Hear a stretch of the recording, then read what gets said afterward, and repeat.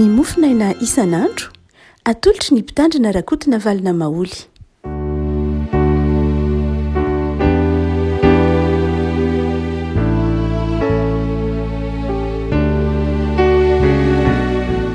Ampifaliana levana no iarabanantsika tahatra izao zoma fahadimy ny vola izao.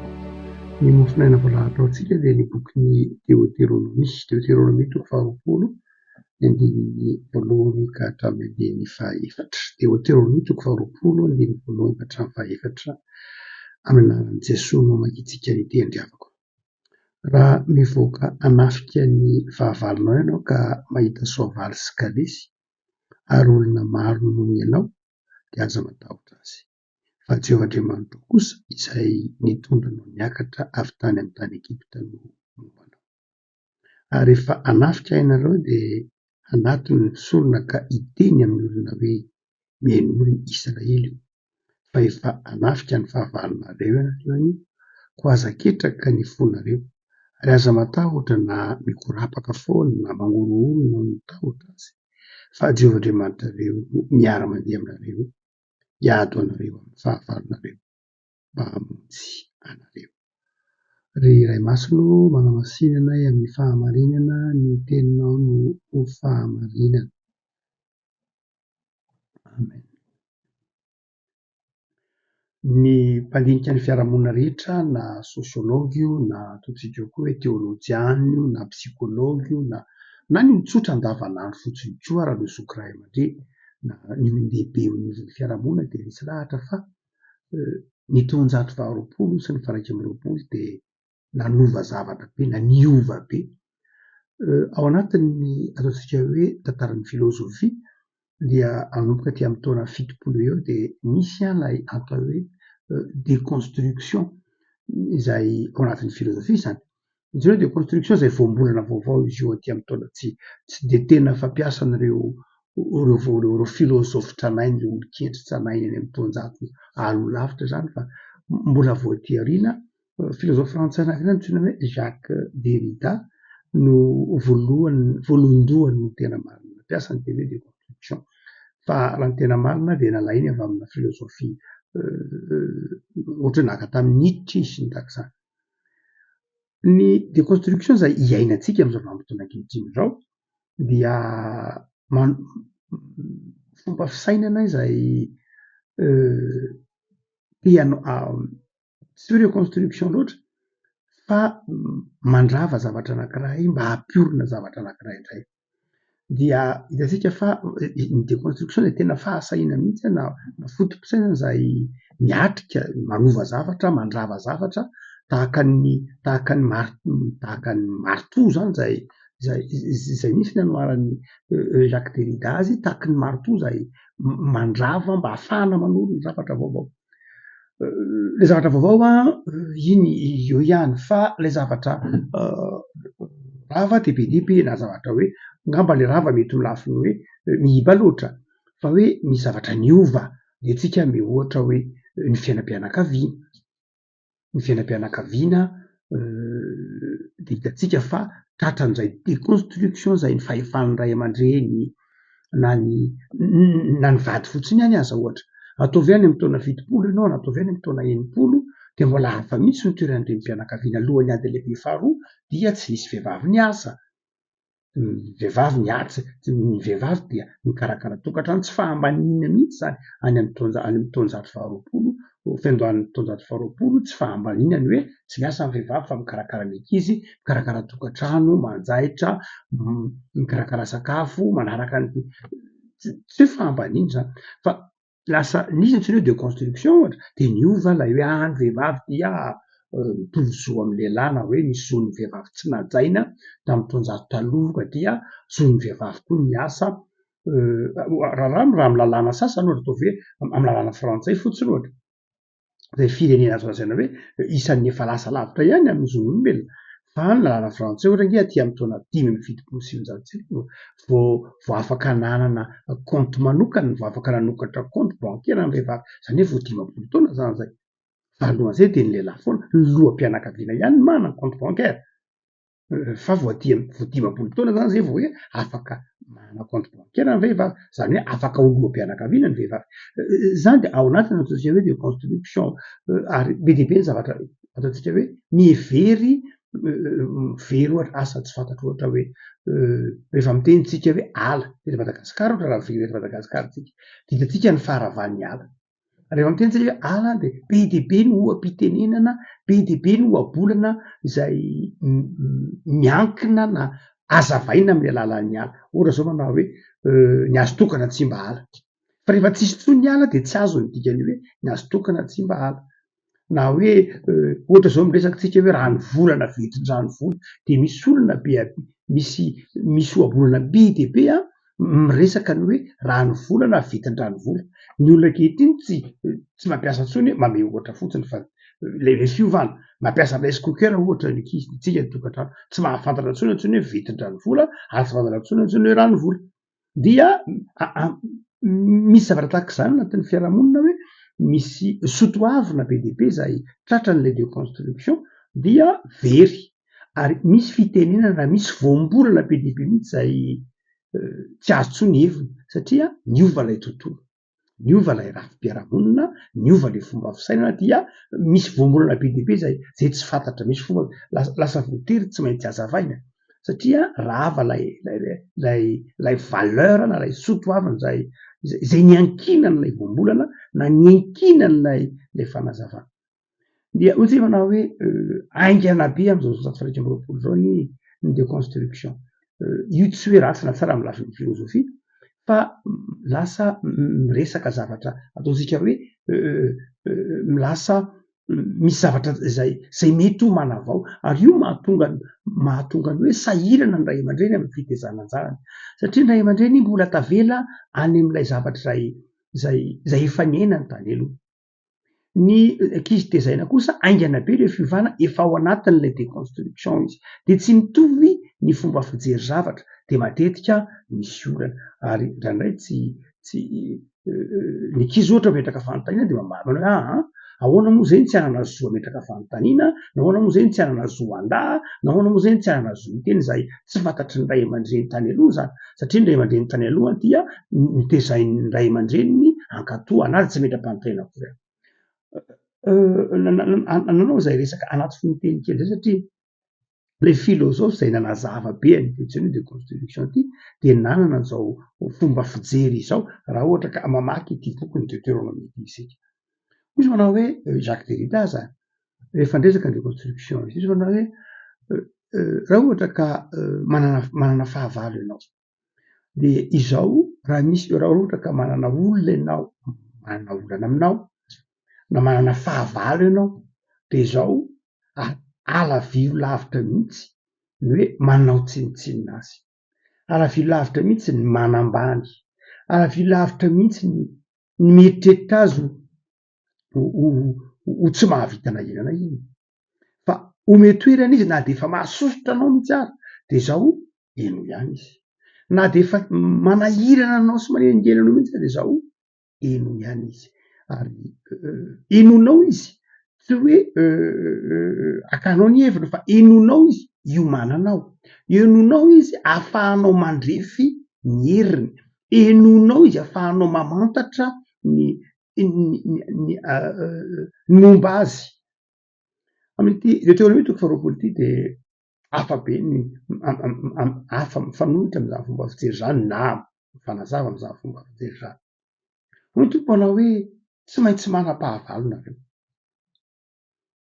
tsy maintsy manam-pahavalo, tsy voatery ho tianao foana ny olona indrindra am'izao vanim-potoana antsoina hoe déconstruction zao de tsy misy olombelona tsy manam-pahavalo zany, tsy misy olombelona tsy miatrika zavatsarotra zany, tsy misy olombelona izay tsy tojo olana zany fa amin'ny bokyny Deutéronomie de zao izay mifanitsy indrindra kosa nefa amin'ny fomba fijery Jacques Derrida de amin'ny bokyny Deutéronomie de zao aoka ny kristianina ho attaquant, zany hoe aoka ny kristianina tsy hoe olona miandro fotsiny izay anaovany fahavalony azy fa eto de hoy bokyny Deutéronomie raha mivoaka anafika ny fahavalonao ianao, zany hoe ny kristianina zany ao amin'ny bokyny Deutéronomie ny mpino de zao olona tsy tafihana akory fa olona manafika, zany hoe tsy olona nomanina ho mpandresy ny kristianina. Ny mpino zay mamaky ny baiboly dia olona nomanina iady ary nomanina andresy, fa tsy olona izay nomanina iondrika, tsy nomanina izay ataontsika hoe hoy nareo amin'ny teny Vandriamanana hoe misubira fotsiny. Tsy izay ny kristianina. Ny kristianina dia nomanina hanova zavatra, nomanina iady amin'ny zavatra mety ho manahirana azy, nomanina hiatrika zava-tsahatra.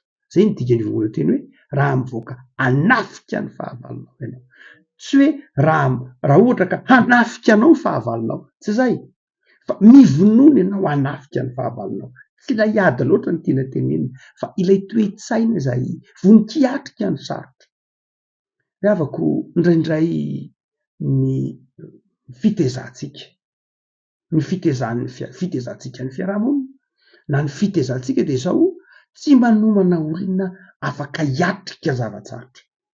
Ohatran'ny efa zary nofy ny fananan'ireo nofy ny fananan'ireo tantaran'ireo ray aman-dreny tany aloha hoe pionnier,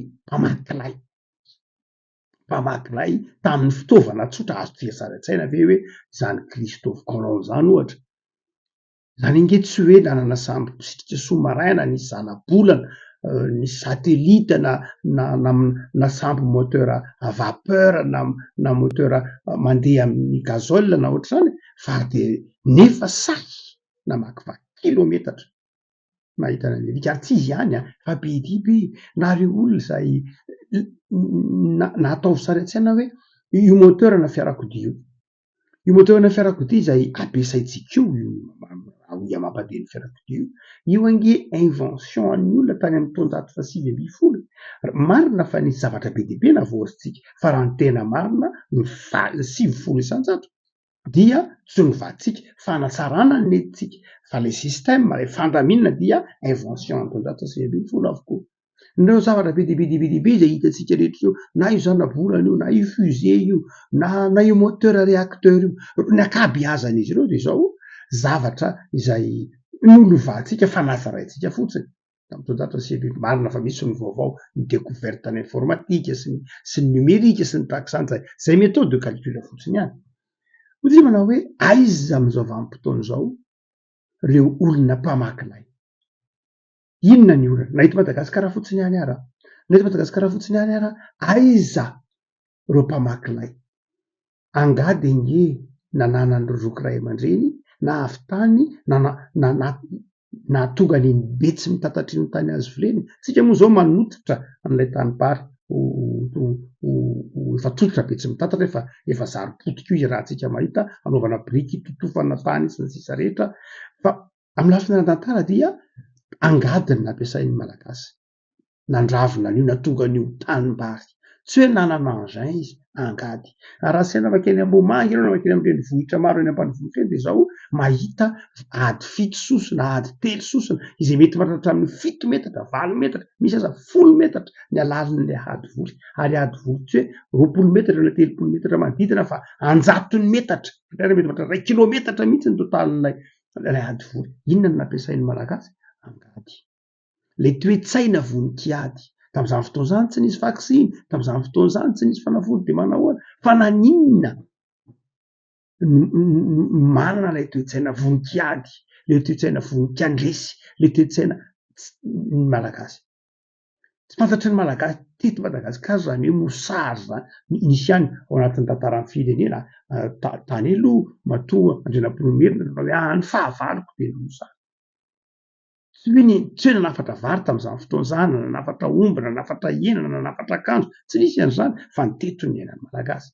Fa inona ny toe-tsaina? Satria nomanina ho voninkiady, nomanina ho toe-tsaina voninkijoro, nomanina ho toe-tsaina voninkandresy.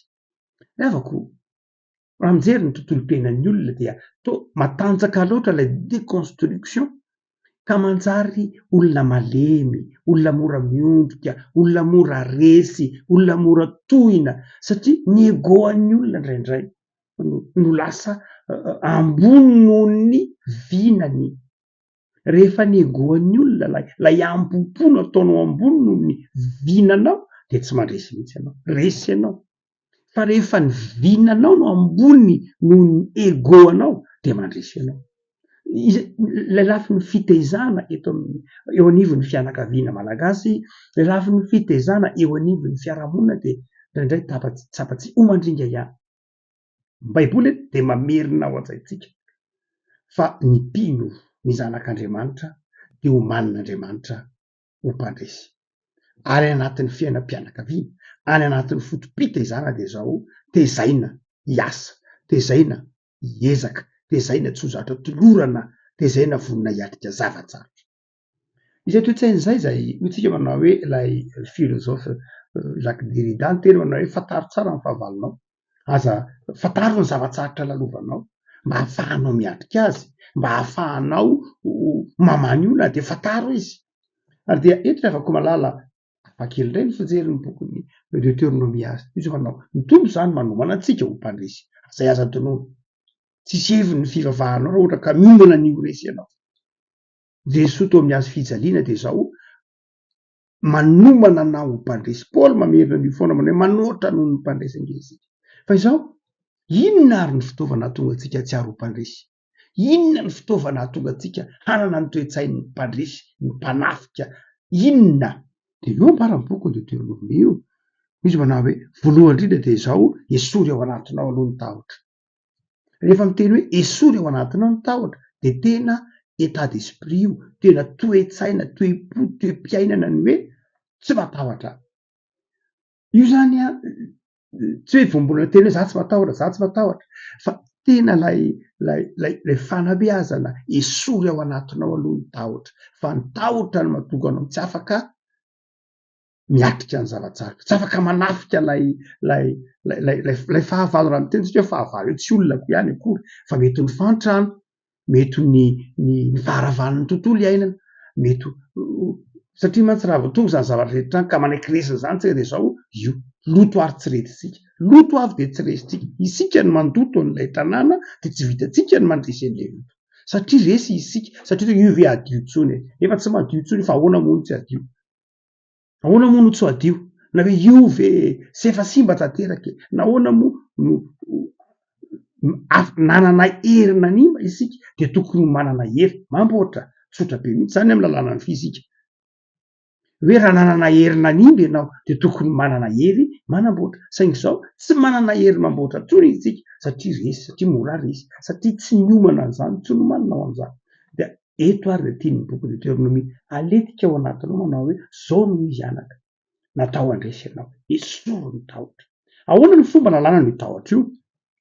Dia ny boky Deutéronomie manazava toko 12 manao hoe zao no izy ny fivavahana, manana toerana lehibe, mahatonga anao atsiaro ho mpandresy ny anjara toerana jiony hoe fivavahana.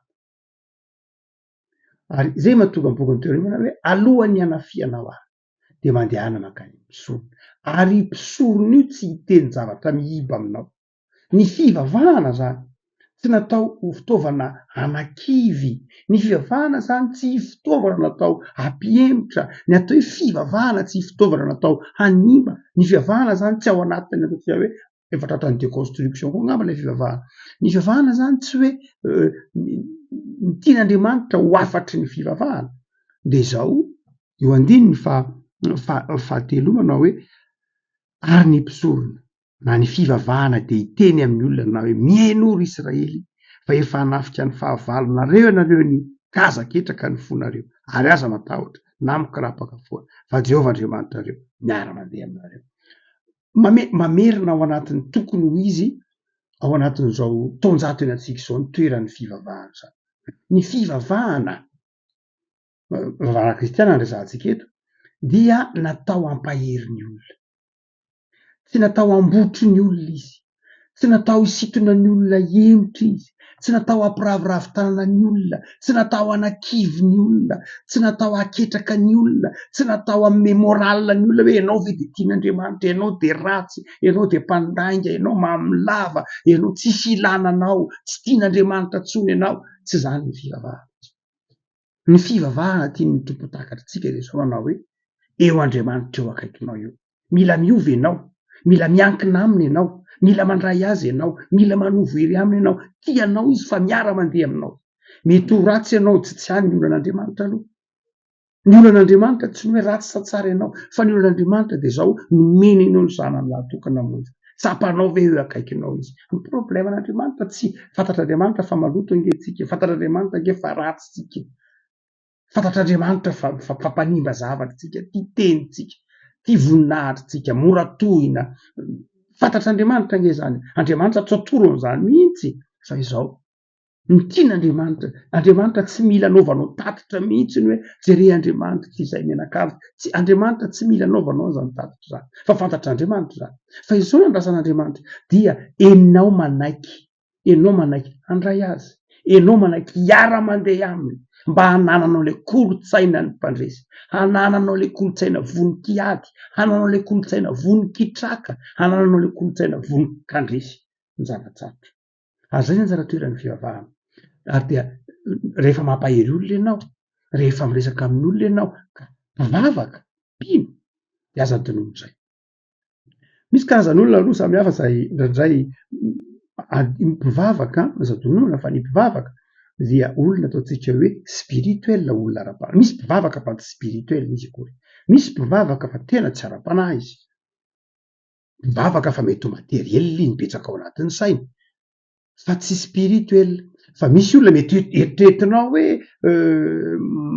mety hoe olona fijerinao azy aty ivelany in'olona iny ty zavatra tsara in'olona iny ty zavatra mahafinaritra be ty misakafo ty manao an'izao fa spirituel kokoa izy ny atao hoe spirituel zay olona zay manao zava-dehibe lay ara-panahy ary mandrakariva ny olona ara-panahy de marantsay tena zay mihitsy tsy mahagaga ankelotra ka be dehibe ny savant spirituel ny olona ara-panahy de zao mandrakariva marantsay izy ary dia izay no aseho any ty boky ny Deutéronome ty hoe aokenao ao amin'ny fiainanao anao zava-dehibe ny ara-panahinao fa ny olona ara-panahy tsy midika hoe olona tsy midika hoe olona malemilemy na hoe olona miandro fotsiny hoe fa ny olona ara-panahy de olona mipetraka eo amin'ny sorony io tsara ny lohany ary fantany tsara ny zavatra andrasana aminy fantany tsara ny zavatra diaviny dia izay olona izay mitondra ny olany amin'andriamanitra ary ny vonina niatrika izay zavatra zan'andriamanitra amparovinazy zay ange Jesoa zay nge Jesoa nge nafantatra hatrany amboloana izy miteny tamin'ny mpianatra manao intelo izy miteny manao hoe tsy maintsy hovonona ny zanak'olona tsy maintsy hokapoana tsy maintsy rorana tsy maintsy fandresy izy amin'ny andro farany izay lay fampaherezana afaka malala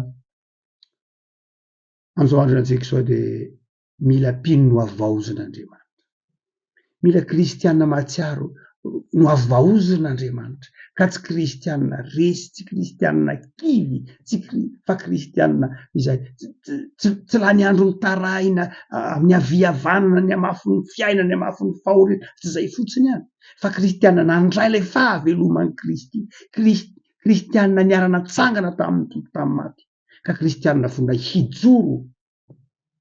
hijoro hiatrika ny olany hiatrika ny zavatsarotra maro samihafa rehefa mijoro miaraka amin'ny Kristy ianao de zao mandositra ny fahavalonao ny fahavalo iny ny aretina ny fahantrana ny tebiteby mila mpitahorinao nge izy io e tonga am'lay re maka lay tao anatin'ny tambatsotra anankiray manao ifahantrana io mila mpitahorina amina vazivazy moa zany fa rehefa manaiky ampitahorin'ny fahantrana ianao de resy mandrakariva fa izao mijoro miraiso Jesoa de mivonoana hiatrika ny zavatsarotra re avako ny zavatsarotra miaraka mandrakariva ny fiainan'ny olombelona fa ny fitaovana omen'ny tompo entinao mandresany zavatsarotra de izao ny tompo miara mandeha aminao a ka dia hiady ho anareo amin'ny zavatsarotra na ny fahavalo izay lalovanareo de hamonjy anareo ivavakintsika re avako malaza tompo misaotra anao zay saotranao no ny amin'ny fampaherezanao anay fa ny fiainanay dia fiainana nomaninao mpandresy ny tokotanim-piainanay dia tokotanin'ny fitiavanao ka tokotanin'ny fandresena tokotanin'ny fahavelonana hijoro tokotanin'ny fifaliana sy ny fanantenana misaotra tompo fa am'izao herinandro madivefalan'izao de tsapanay ny fandresenao tsy kivy izahay tsy reraka izahay, tsy trotraka izahay ao anatin'izay mety ho faharavan'ny soatoavina maro samihafa, fa nataonao kosa ahajoro, nataonao kosa ahatoky ny fandresena izay efa nomenao anay tamin'ny alalan'i Jesosy. Da io Jesosy ny fiainanay rehetra isan'andro, meo herim-panahy izahay, meo herin-tsaina, meo fahasalamana, hoentinay miatrika ny zara fanontona omenao anay, hoentinay miatrika ny asanay sy ny fiainanay isan'andro, ka hanananay kolontsaina ny fandresena, kolontsaina ny fikirizana, kolontsaina ny finoana ao aminao Jesosy. Iainanay ny teninao, iainanay ny finoananao, ka ho fiasana velona eo anivon'ny fiarahamonina izay. Jereo ny tokantranonay tsirairay avy, jereo ny asanay, jereo ny fikasanay Jesosy, ataovy tahaka anao mandresy izahay. Dia mametraka ny fiainanay amban'ny fahasoavanao izay Jesosy, jereo ireo marary, soranony amin'ny fahafitan'ny fanadinana BBC, mametraka ny fitsaranao am-pelatananao, jereo ny zanakay, ny taranakay, ny mpiray tanindrazana aminay, ataovy mandresy, ataovy mitodika aminao, ataovy mahatsiaro tena, fa ianao Andriamanitra eo ankilanay mandrakany, ovay ny fonay, diovy ny fonay, sokafo ny masonay, ahitanao Andriamanitra eo ankilanay. Misaotra Jesosy. Amen.